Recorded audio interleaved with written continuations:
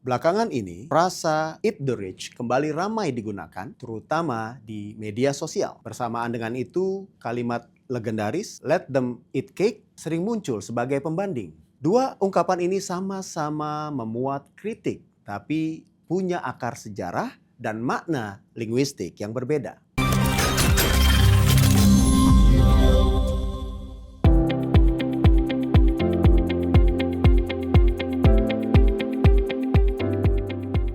Hai teman-teman pembelajar, frasa "eat the rich" sering dikaitkan dengan pemikir J.J. Rousseau dari kutipan populer oleh Pierre Gaspard Smith.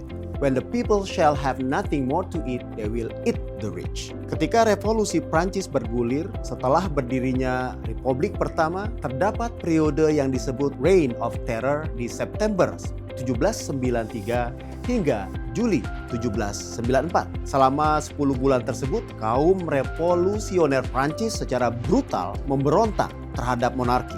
Akibatnya, diperkirakan ribuan orang tewas dalam peristiwa itu. Di sisi lain, terjadi permusuhan yang hebat antara kaum bangsawan kaya dan rakyat jelata. Ditambah lagi, krisis pangan melanda Prancis pada masa itu. Sementara frasa "let them eat cake" dalam bahasa Perancis secara tradisional dikaitkan dengan Marie Antoinette ketika dia diberitahu rakyatnya kehabisan roti, bread.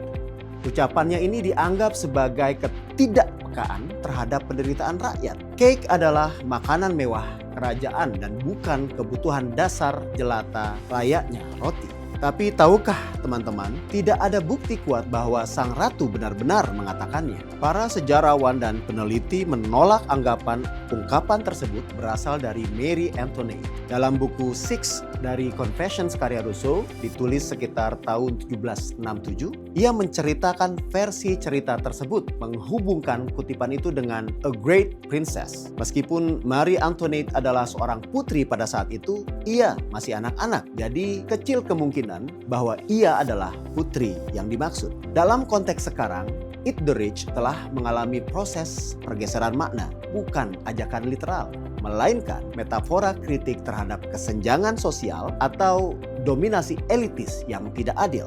Ungkapan ini memperoleh popularitasnya di media sosial untuk mengolok-olok gaya hidup mewah dan ketidakadilan ekonomi. Sedangkan "let them eat cake" dalam diskursus modern berfungsi sebagai idiom satir, menyindir kaum elit yang tidak menyadari penderitaan rakyat. Karena wacana publik memahami konteks historisnya, ungkapan itu menjadi alat ironi ketidakpekaan terhadap kebutuhan dasar. Kedua frasa idiomatik yang berupa "eat the rich" dan "let them eat cake" menjadi contoh praktek intertextuality. Kata atau kalimat dari masa lalu hidup kembali dalam wacana baru. Pendengar atau pembaca sudah punya pengetahuan bersama, share knowledge soal makna historis dua ungkapan legendaris tersebut. Jadi, "eat the rich, let them eat cake" bukan sekedar frasa sejarah yang basi.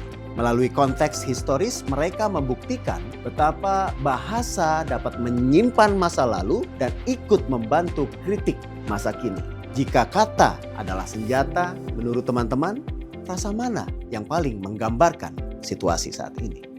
Saya Irfan Rifai, sampai jumpa di Word Burst episode berikutnya, where words you say matter.